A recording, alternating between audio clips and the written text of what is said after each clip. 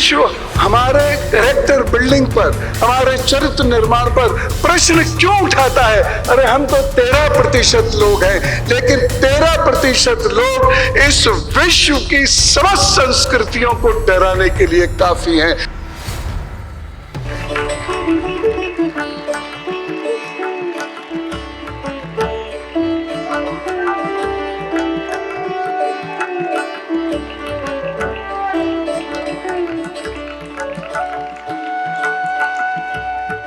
Doctor पवन सिन्हा गुरुजी हमें संबोधित करेंगे। आप गाजियाबाद के पावन चिंतनधारा आश्रम के संस्थापक हैं। यह आश्रम युवाओं के शारीरिक, मानसिक, नैतिक और आध्यात्मिक विकास की दिशा में कार्य कर रहा है। आप हिंद बलूच फोरम के पूर्व अध्यक्ष भी रह चुके हैं तथा राष्ट्रीय सैनिक संस्था के संरक्षक भी हैं। आपको व्यास सम्मान जैसे राष्ट्रीय सम्मान से सम्मानित किया गया है। आपने 5 सहस्त्र से अधिक टीवी एपिसोड्स, सैकड़ों लेख, व्याख्यान और कार्यक्रमों के माध्यम से बच्चों, अभिभावकों और युवाओं के मनोविज्ञान तथा धर्म पर प्रकाश डाला है। मैं गुरुजी के चरणों में प्रार्थना करता हूं कि वे हमारा उद्बोधन करें।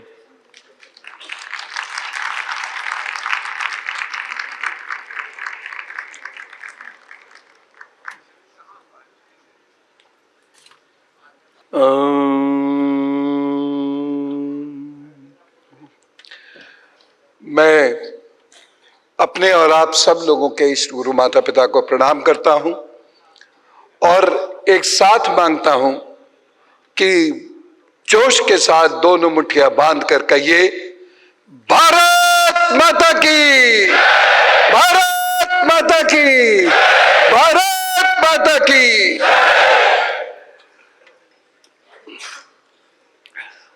पूजनीय माता जी, परम पूज्य श्री थावले जी, जिनसे आप लोग भी भेंट करें तो बहुत अच्छा रहेगा। मैं धन्यवाद देता हूं सदगुरु श्री चारुदत्त पिंगले जी का और उनकी समस्त टीम का, सभी युवाओं को, कि उन्होंने इस सुंदर और प्रेरणादायक कार्यक्रम का आयोजन किया। करतल ध्वनि से उनका अभिनंदन होना चाहिए।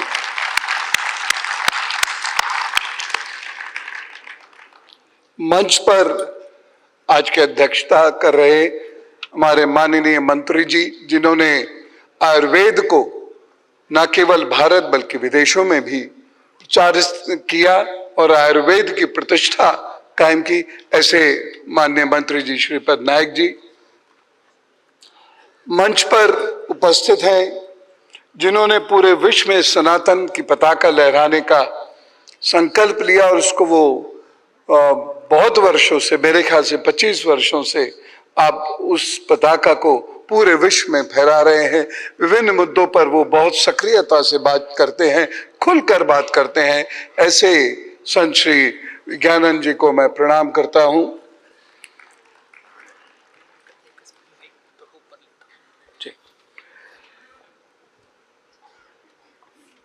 मध्य में माननीय दिलेश महाराज जी, आपके संबोधन से हम अभी लाभान्वित हुए।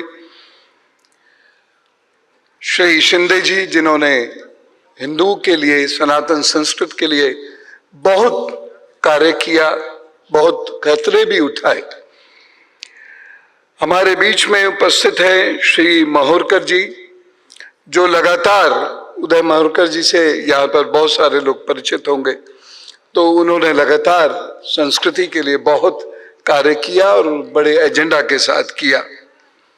और यहाँ पर जितने साधु वृंद उपस्थित हैं, मेरे वरिष्ठ जन उपस्थित हैं, आप सबको आपके चरणों में मैं नमन करता हूँ। यहाँ पर युवा शक्ति इस हॉल के अंदर बहुत है और आपकी आवाजें बता रही हैं कि उम्र चाहे कोई भी हो, आप युवा हैं।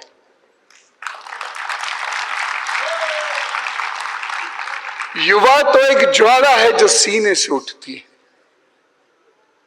और हमारे बीच में लेकिन एक छोटा सा दुर्भाग्य है, जो आप जैसे लोग हैं, जो मंच पर विराजमान लोग हैं, जो विभूतियां यहाँ पर अभी और भी आई थी, कल भी मैंने सुना, आज सुबह के सत्र में भी रही, संध्या सत्र में भी हमने सुना, लेकिन ऐसे लोग बहुत कम हैं जिनके चरित्र में वो बल है।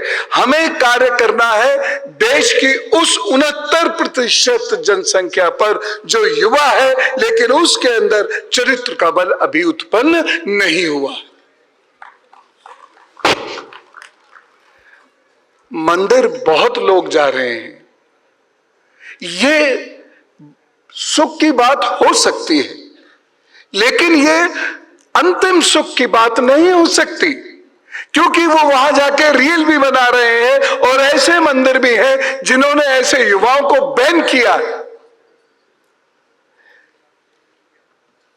हमारे यहां चरित्र निर्माण की बात होनी शुरू बहुत थोड़े से लेवल पर हुई है, बहुत छोटे से लेवल पे हुई है। हमें चरित्र की बात करने की बहुत आवश्यकता थी भी नहीं। यह आवश्यकता कब पड़ी? 791 के बाद जब यहां मुगलों का आना हुआ, जब मुगल यहां पर आए तो उन्होंने सबसे पहले हमारी संस्कृति, हमारे चरित्र का आनंद करने का प्रयत्न किया।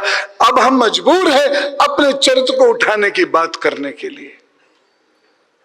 हमने उसके बाद डच, पुर्तगीज, अंग्रेज, ऐसे लोगों को, ऐसे संस्कृतियों को जिनके पास चरित्र की बेहद कमी थी, जो संध्या भी नहीं देखते थे और युद्ध करते थे, जो सीने में चाकू घोंपते, जो पीठ में चाकू घोंपते थे और स्वयं को वीर कहते थे, ऐसे लोग हमारे चरित्र की बात कैसे कर सकते थे? क्योंकि वह तो स्वयं अपना चरित्र जानते ही नहीं थे। तो हमारे लिए ये एक बड़ा टास्क है आज कि हम अपने युवाओं को पुनर्जागृत करें, और जैसे ही हम अपने युवाओं को पुनर्जागृत करना शुरू कर देंगे, जैसे ही हमारे युवा पुनर्जागृत होने लगेंगे, जो शुरुआत हो चुकी है, तो फिर चरित्र निर्माण स्वतः होना शुरू हो जाएगा। चरित्र निर्माण कोई आसान कार्य नहीं है, ये जागृति चाहता है। और विश्व हमारे कैरेक्टर बिल्डिंग पर, हमारे चरित्र निर्माण पर प्रश्न क्यों उठाता है? अरे हम तो 13% लोग हैं, लेकिन 13% लोग इस विश्व की समस्त संस्कृतियों को डराने के लिए काफी हैं, इसलिए वो हमसे डरते हैं और हमारे चरित्र को गिराते हैं। मैं याद करना चाहता हूं स्वामी विवेकानंद को। उस धरती पे जाकर उसी धरती की लाख कमियां वो गिना देते थे, क्योंकि उनका अपना चरित्र बल बहुत मजबूत था।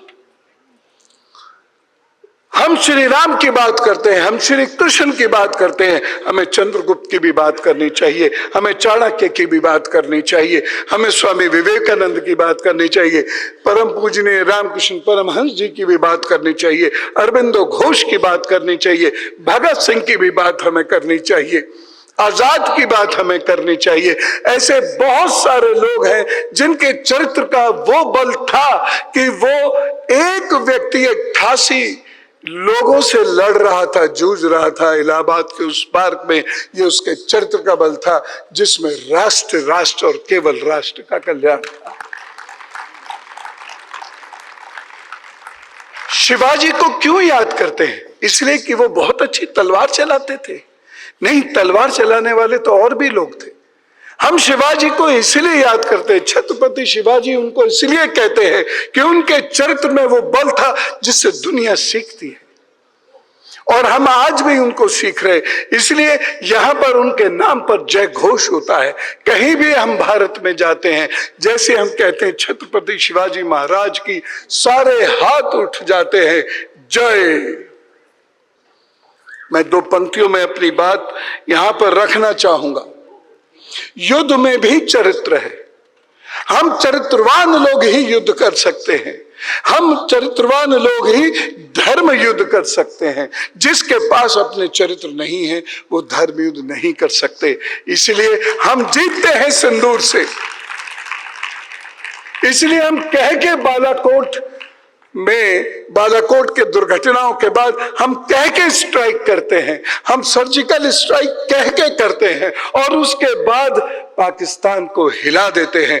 पाकिस्तान तो छोड़िए, अमेरिका को बीच में कूदना पड़ा कि हाँ ये कहीं ऐसा ना हो हवाई जहाज उड़ा रहे जो रहे भारत के वीर पायलट, ये हमारा जहाज भी गिरा दे F-16 और उसके बाद हमारे जहाज भी किले बंद हो जाए। एक्चुअल स्ट्रेटेजी यही थी।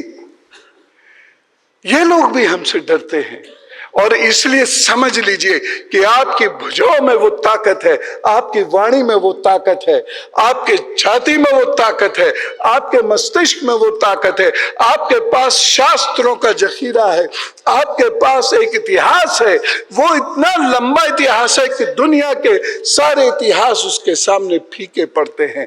वो आपको बताते हैं 2000 साल से ही दुनिया शुरू हुई है, फिर अब हम उनको बताने लगे हैं, लेकिन हमें उन्हें और प्रखरता से बताना है कि हमारी दुनिया कब से शुरू हुई। 30,000 वर्ष पुराना इतिहास तो हमारे रायसीना की गुफाओं से है। विमान निर्माण की कला तो हमारे यहाँ है। समुद्र को कैसे सुखाया जाता है अगस्त ऋषि ने बताया है। नदी क्यों गंगा कहलाती है, जो वेद में जाह्नवी नाम से है, वो बाद में गंगा बनी, तो वो गंगा क्यों कहलाती है।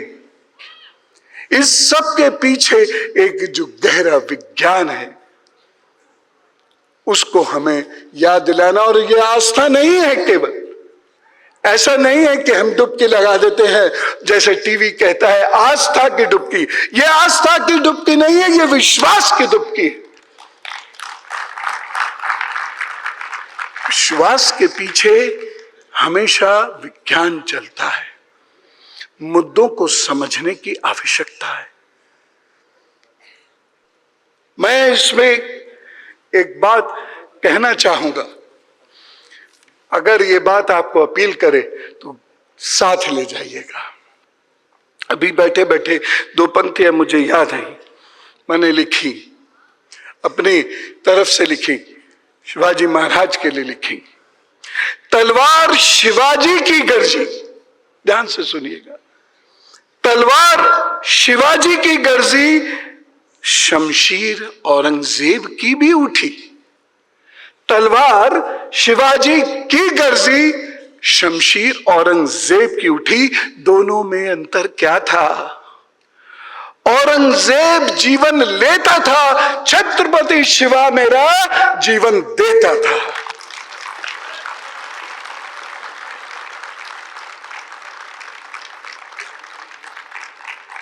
यह है चरित्र। और अगर हम इसको वैज्ञानिक दृष्टि से देखें तो हमारे गुण, हमारी आदतें, हमारा स्वभाव, यानी जो भी भीतर है वह चरित्र है। वो अच्छा भी हो सकता है, बुरा भी हो सकता है। एक वही व्यक्ति है जो जाकर जब शराब पीता है, ये हम कहते हैं उसका चरित्र अच्छा नहीं है। एक वही व्यक्ति है जो दूध मट्ठा पीता है, हम उस पर ऐसी कोई टीका टिप्पणी नहीं करते। चरित्र निर्माण, जैसे मैंने पहले भी कहा, आसान नहीं है। इसका शिक्षा से कोई लेना देना नहीं। मैंने ऐसे तमाम लोग देखे हैं, आप लोगों ने भी देखे होंगे, आदरणीय शिंदे जी ने भी ऐसे बहुत सारे लोग देखे होंगे जो बहुत क्वालिफाइड है, लेकिन राष्ट्रीय चरित्र नाम की चीज नहीं है, इसलिए भ्रष्टाचारी है। हर भ्रष्टाचारी देशद्रोही होता है। तो चरित्र निर्माण जो है ये शिक्षा का, औपचारिक शिक्षा का मोहताज नहीं है। मनुष्य जो भी कुछ करता है, जो भी वो अपने परिवार में करता सोचता है, समाज में जिसकी भी इज्जत करता है, वह अपने चरित्र के वशीभूत होकर करता है। इसलिए चरित्र का निर्माण करना बहुत आवश्यकता है। व्यक्ति विद्वान हो सकता है, लेकिन चरित्रवान हो, इसमें संदेह हो सकता है। बहुत सारी किताबें पढ़ सकता है व्यक्ति, लेकिन वो किताबें, वो पुस्तकें क्या उसके चरित्र में आई हैं, ये देखना आवश्यक है। तो चरित्र निर्माण कैसा हो, यदि कोई समस्या है तो उसका सलूशन भी तो होना चाहिए। चरित्र निर्माण कैसा हो, सबसे पहली सीढ़ी है परिवार। परिवार को क्या करना है, रोल मॉडल कौन हो बच्चों का, यह बताना है। रियल मॉडल रोल मॉडल नहीं हो सकते हैं, यह बताना बहुत आवश्यक है। रियल मॉडल्स के भी अपने जो रोल मॉडल्स हैं वो रियल मॉडल्स नहीं है। इसलिए ये समझना बहुत जरूरी है कि बच्चों को आप रोल मॉडल क्या दे रहे हैं, उसी के अनुसार वो अपने चरित्र को ढालना शुरू करेगा। दूसरी बात है आश्रम पद्धति, जहां अनौपचारिक रूप से व्यक्ति का निर्माण होता है। अनौपचारिक रूप से, वहां कोई कोर्स नहीं, वहां कोई सिलेबस नहीं, और हर क्षण एक कक्षा है और उसी से उस व्यक्ति का निर्माण होता है। यदि आंतरिक स्वभाव अच्छा नहीं है तो आश्रम में रहकर भी उसके चरित्र का कोई निर्माण नहीं हो सकता, देवस्थान में भी उसके चरित्र का निर्माण नहीं हो सकता। लेकिन ज्यादातर लोग बिल्कुल किनारे खड़े होते हैं। आश्रम की जो व्यवस्था है इसे अपनी ओर, चरित्र निर्माण की ओर खींचकर वह उसे प्रतिष्ठित कर सकती है। इसीलिए हमारे यहाँ बात रखी गई समर्पण की, जिसको विदेशी लोग कहते हैं ये समर्पण नहीं है, ये कायरता है। जो लोग कुछ जरूरत से ज्यादा तार्किक बनने का प्रयत्न करते हैं वो ये कहते हैं ये समर्पण नहीं है, ये कायरता है, ये कमजोरी है। इसीलिए आप अपने गुरु के, अपने शिक्षक के, अपने माता पिता के चरणों में मस्तक टिकाते हैं। वंदे मातरम में आपने देखा होगा, उसके आगे मैं क्या कहूंगा। तो समर्पण बहुत आवश्यक है। और हमें विद्वता के बाद क्या चाहिए, ज्ञान। ज्ञान से चरित्र का निर्माण होता है। श्री कृष्ण इसी ज्ञान की बात करते हैं। ऐसे ही ज्ञान वाले भक्तों को वह सबसे ज्यादा प्यार करते हैं, स्नेह करते हैं, ऐसा श्री कृष्ण स्वयं कहते हैं। अगर हम ये सोचे कि आज की औपचारिक शिक्षा या स्कूलिंग या हायर यूनिवर्सिटी, हायर एजुकेशन वो हमारे चरित्र का निर्माण करेगी, तभी नहीं करेगी, वो कर ही नहीं सकती। उसका वैसा सिस्टम ही नहीं है, उसमें शिक्षकों को उतनी छूट ही नहीं है। उनको एक क्लास के बाद दूसरा क्लास, उसके बाद दूसरा क्लास, फिर चाय पी लो, रोटी खा लो, बस उसके बाद छुट्टी की तैयारी करो, घर पहुंचो, काम करो। शिक्षकों के पास समय कहाँ है कि वह अपने चरित्र से बच्चों के चरित्र का निर्माण करें। इसलिए विद्यालय बहुत खुल गए, लेकिन चरित्र निर्माण संकुचित होता चला जा रहा है।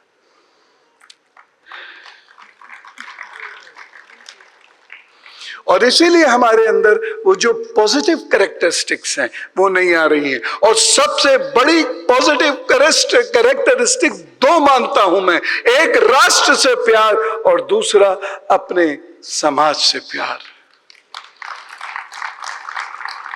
अगर किसी व्यक्ति में राष्ट्र से प्यार हो गया, समाज से प्यार हो गया, तो वह व्यक्ति तभी चरित्र का निर्माण कर लेगा।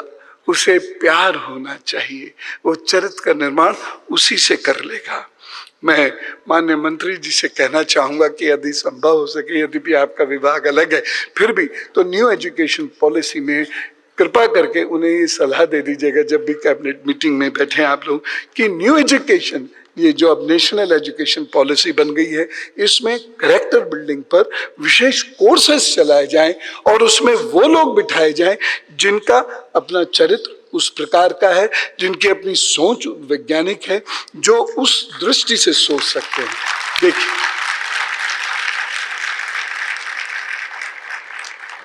घरों पर, आश्रमों में, मंदिरों में मित्रवत संवाद करने की प्रथाएं शुरू करनी पड़ेगी।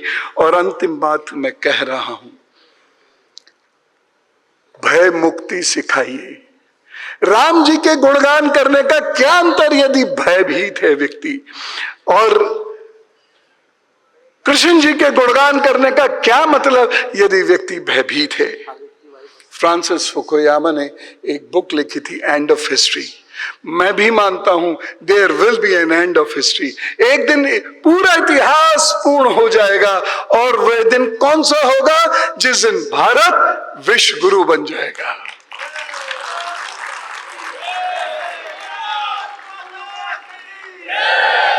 तो एक बार हृदय से आवाज निकालते हैं, वंदे वंदे। बहुत बहुत धन्यवाद, बहुत आभार। महादेव।